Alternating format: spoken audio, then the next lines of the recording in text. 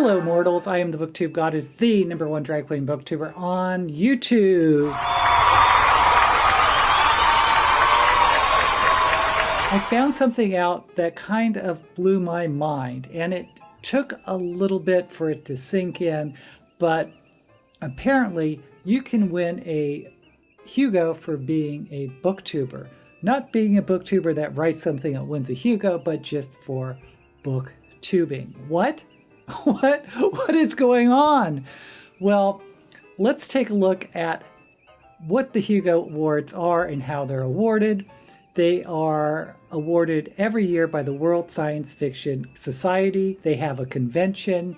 You become a member for that year by purchasing either admission to the convention or as a supporting member. So what does this mean? This means that the Hugo Awards are awarded by the fandom, specifically those who participate in conventions and being a part of the fan base around the Hugo Awards. And there are several categories for the Hugo fandom, including fan writer, fan artist, fan zine, and fan cast. And so what really startled me was when I recognized the name of a booktuber who is not a big name. The booktube channel is called Kalanadi. She mostly does science fiction reviews. And there's another booktuber on here, Claire Rousseau, who I'm not familiar with, but check them both out, Kalanadi and Claire Rousseau. Now, my guess is apparently they're very involved sort of in the Discords or the Twitters or other social medias that involve the fandom surrounding the Hugo. So they're kind of awarding their own. And I think that is so cool. But let it sink in that you can be nominated and win a Hugo for your booktube channel. And what makes this so amazing is that these aren't huge channels. This isn't like Daniel Green huge. This is, a respectable YouTube channel that just happens to appeal to the Hugo fandom. So I wanted to take a look at Kalanadi. It is run by a woman named Rachel. And like I said, I have watched her videos before and I've commented on her videos before because she does reviews of science fiction authors that are pretty well established and, shall we say, old, because I've read them when I was young. Like she did a review on Dahlgren. No one does a review on Dahlgren. She did, not Alfred Bester. She might have done Alfred Bester. Who am I thinking of? Frederick Pohl. She did a Frederick Pohl book, and I just thought it was really fascinating that she was going through and reading like all the Hugo Award winners and the authors that are big Hugo names. So maybe that's why she's on this list as the best fan cast. I don't know, but let's just take a look at her channel, see how she started, see what she's doing now, and let's all as a community really hope for Kalanadi Rachel to win Best Hugo Fan Cast. Okay. Taking a look at her channel, she has just over 9,000 subscribers. Again, for BookTube, this is very respectable. And it looks like, let's look real quick. 500, 600 views, over 1K views, 900 views. So she does very well as a booktuber. But she is not one of those huge channels. She's not a Daniel Green. She's not a Jesse the Reader. She's not a Paul and Bananas. But yet she's on the Hugo Award list. Oh my God, this is so amazing. Okay, I want to know how she got started. So let me sort by the oldest. Okay, we're looking at 6 years ago, God's War and Infidel. Just looking at her first videos, 6 years. She's been on here a while. The Arm and the Starfish, Weekly Wrap Up, Rapture, The Glass Bead. Okay. The first two videos just have screen capture thumbnails. Looks like she started doing more polished thumbnails with these turquoise blocks and white font. I'm just scrolling down real quick to see the evolution of her thumbnails. Looks like she stuck with this for a while with the turquoise, and then she's just doing white font on, I assume, screen captures, and it looks like she's playing around with darker backgrounds to make the font pop. And she's going back, she loves this turquoise color, going back to the turquoise. Okay, so honestly, her thumbnails have not changed that much. Okay, let's go back to the first. Let's go ahead and just do this first video. I don't know this book, God's War and Infidel. Hello everybody, Hello. My name is Rachel and this is my review of God's War and Infidel by Kameron Hurley. Oh, 2 books. This series takes place on a What was that noise? colonized planet. It is a wild, dangerous place that is barely fit for human habitation. Audio quality. Insects run the world. Like, they literally run everything. Bugs are fuel and power. They're used for building materials. They're even used for medicine. The bug technology in the series, it completely exemplifies how brutal and weird and yet fascinating this series can be. The first book, God's War, concerns 2 countries called Nashin and Chenja that have been embroiled in a centuries-long religious war. Now, just real quick, this is the type of book review video that almost every booktuber thinks that they're going to do, and then they find out that they just don't get the views. And I think Rachel has kept up with this because this is what she likes to do, and I think that it's great. But I just think it's funny because I thought that, and I've heard other people say, oh, well, booktube, that means I'm going to be doing book reviews. But often those book review videos just don't do as well as other videos. But there's some exceptions. Let's keep listening. Both of these countries basically feed all of their young men to die in this war. The protagonist of this series is named Nyx, and she starts off as a beldam, or basically a government-sanctioned bounty hunter who goes after young boys who defect from the war and cuts off their heads. So she starts out as a beldam, but she very quickly screws up, gets kicked out of the beldam club, goes to prison for a couple of years, and then after she gets out of prison, she spends about 7 years putting together a crew of people and working as a bounty hunter on her own, scratching out a living. The other main character in the series is named Rees. He is from Chenja, and he defies his father and goes to fight in the war. He actually ends up crossing the war zone and making his way all the way to Nashin. When he gets there, he's taken in by a magician who's a type of person who can control the bug technology of this world. He starts off as a dancer, he works in the gym, and he kind of learns some magician skills. And while he's there, he meets Nyx, and she... It sounds like a good book. Then, as in all good stories, an alien gene pirate comes to town. Because of her past, Nyx gets the note on the alien's head because the queen wants the alien taken out for political reasons. So Nyx and her crew go after this alien, and it ends badly. Infidel is the second book, so I can't go into too much detail. I don't want to accidentally spoil anything that happens in God's War. This picks up about 6 years after the ending of God's War. Nyx's original crew has scattered. They have built new lives for themselves in another country, and Nyx has remained in Nashin and put together a new crew. One day, while Nyx is acting as a bodyguard to an ambassador. Okay, I'm just going to go ahead and stop it here. I think you can see how she started. And one thing about Rachel, which you can kind of pick up here, is she comes across as very intellectual in the way she presents her videos and she presents herself and how she analyzes and talks about books.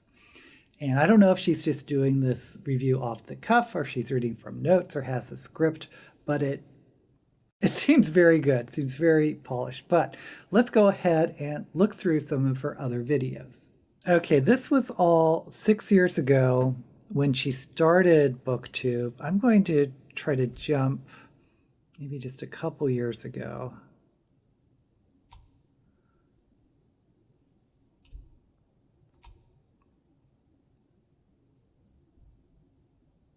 Okay, this is 3 years ago, and her thumbnails really haven't changed that much. She is putting pictures of covers on the book. She's playing with the background behind the fonts to make them pop. She seems to really like that turquoise color. I do too. I like turquoise. And she does like a lot of weekly wrap-ups, weekly wrap-ups, weekly wrap-ups. Okay, book hauls. I'm not seeing any individual book reviews like that first one. Well, here's one, The Faded Sky. Mostly it looks like she's just recapping or reviewing a bunch of books in her wrap-ups. That's what I'm assuming. Okay, so let's go a little further. See, Worldcon, which is the convention where Hugos are nominated. And like I said, you don't have to go to the Hugo convention itself. You can become a supporting member, and I think it's $50 for that year, and you can vote for Hugo nominations. You can vote in the nomination process, and you can vote on the winners. Very interesting. Sideshow 5-year anniversary, which was 1 year ago. I could have sworn she did a series of like past Hugo winners. Okay, well, you can check out her channel, but let's go ahead and jump to her later videos. Boy, that's a lot of videos. How many videos has she done? She has over 800 videos. Oh my gosh.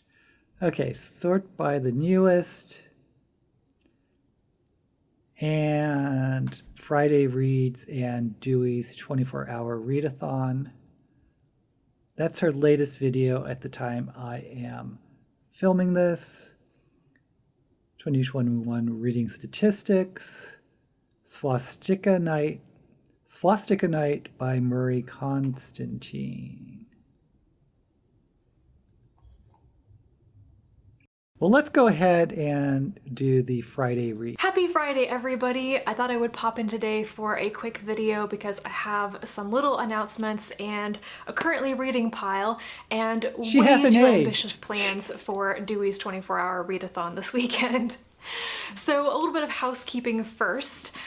This is the first time I have filmed since the middle of the month, so it's the first time in a video where I can actually say, oh yeah, I'm a Hugo Award finalist. Yes. If you missed it, the Hugo Awards shortlist was announced on April 13th, and this channel is nominated for Best Fan Cast, which is very exciting. I think my nerves have started to quiet down a little bit, but I had to keep that secret, and then the news was out, and I had a very exciting day, and then everything has been kind of a blur since then. So I'm excited and very happy. Thank you to everybody who watches, who nominated my channel for the Hugo Awards. Also, big congratulations to Claire Rousseau, who is also nominated for Best Fan Cast, as well as nominated in the Best Related Work category for Conzealand Fringe. So that is really cool. I'm really happy to see more booktube representation on the Hugo Awards shortlist. Yes. Also, right after the shortlist was announced, we did a live show, got together the Stitch and Bitch crew with our special guest Kelsey, and we talked through all the nominees and everything. So if you care about our hot takes on the Hugo Awards shortlist, the recording of that live show is up on my channel. It was a lot of fun to do. And other than that, there's going to be another Stitch and Bitch live show this Sunday at our usual time, which is 1 p.m. Central for me. We're going to be on Araya's channel, The Bookfinch, and I will put links and information down below in case you want to come join us while we work on our crafts. You know, I've always got my knitting with me, and talk about whatever we want to. So I'm really looking forward to doing that. And the other thing that's happening this weekend is, of course, Dewey's 24-hour readathon. This is like the classic readathon. I think it's one of the oldest ones in the booktube community. It's been going on since before 2014 because it was already an established thing when I started booktubing. But anyway, if you don't know what Dewey's 24-hour readathon is, it happens 2 or 3 times a year in April and in October, and they usually do a reverse readathon in the summer months now. So this is one of the usual ones in April. And yeah, it's basically everybody starts at the same time around the world and reads for 24 hours. In my time zone, it starts at 7 a.m. Saturday morning and it ends 7 a.m. on Sunday morning. Honey, I'm too old for that type of readathon. Too old and tired to actually stay up reading through the night like a lot of people do. I just try to get a lot of reading done during my usual hours when I'm awake on Saturday. And I have ambitious plans, let's say. I started a huge batch of books earlier this month, and then my reading has been incredibly erratic. I'll like read a ton one day and then nothing for the next 3 days. It's very irritating. So I have all these books I'm currently reading and I'm trying to finish some of them. That's what I want to do by the end of the month. So for Dewey's, I want to finish Rupetta by Nike Solway. This is one of the books from my otherwise award winners at TBR. I've started this and I'll probably need to read the last 3/4 of it on Saturday, which is doable, I think, if I really get into the book. And I haven't gotten far enough into it to even understand what it is. It seems incredibly unusual. The Otherwise Awards is for authors and works who aren't in the mainstream. And I think it used to be called the James Tiptree Award. But it's all speculative fiction, I believe. And it might be a very atmospheric read. It might be very quick to get through. It may also just be like really dense. I don't know yet. But I definitely want to finish it this weekend. It looks literary. I also have 2 volumes of manga that I've showed, I think in my last Friday Reads. I still haven't read them. These are Our Dreams at Dusk, volumes 1 and 2 by Yuki Kamatani. And I can sit down and read both of these in a single sitting, so I need to return them to the library very soon, so I have a deadline on those. I also have an audiobook that I want to finish during Dewey's. This one should be pretty easy because I've only got like 4 hours of active listening time to go in it, and that is Some Assembly Required by Neil Shubin. This is a nonfiction book about basically decoding the history of DNA. I think I haven't gotten far enough into it to know what the focus is going to be, but I gather that the author is like an archaeologist or paleontologist specializing in the history of fish. And this book is more, it's less his specialized area and more broader, I guess. So it should be an interesting listen for sure. I always enjoy anything that's talking about archaeology, genetics, etc. And that is probably as much as I can pack into 24 hours. That's a little intellectual for me. Whenever I finish something, I'm ready to start something new. I do need to get started on Dead Astronauts by Jeff Vandermeer. This is a book I need to probably read by the end of the month for a group discussion about it. Cover looks familiar from Shovel to Shove It. It's going to be a weird one, but it might also be very quick to read. I usually find that Jeff Vandermeer's books are quick to get through, even if they don't make much sense to me. This one also I can get on audiobook, so I may be able to fit it in that way if I don't have time to put my eyeballs on a page. Don't take that sentence literally. That sounded really weird. Wow. So yeah, I think that's enough reading plans for me. I don't know what else is going to be going on this weekend, but between Dewey's and the live show and Lord knows I should probably get out and work in my garden if it's not raining, I'm going to be busy. So that is pretty much it for me today. I hope you've had a great week and that you enjoy your weekend, and I'll be back to talk to you again soon. And until then, bye. Okay, I think you can get an idea of Rachel's personality. She seems very intellectual, reading the DNA nonfiction book just for fun. Good for her. And she has a very authentic personality, and I think that's what really comes across in her videos and what really appeals to people, not only because she just seems to have this large expanse of knowledge when it comes to reading, and I have, like I said, seen her read some really older classic science fiction books that I enjoy, but I just don't hear people talk about anymore, much less do a booktube video on it. So please check Kalanadi out. She is a Hugo finalist for this year for being a booktuber. That is just...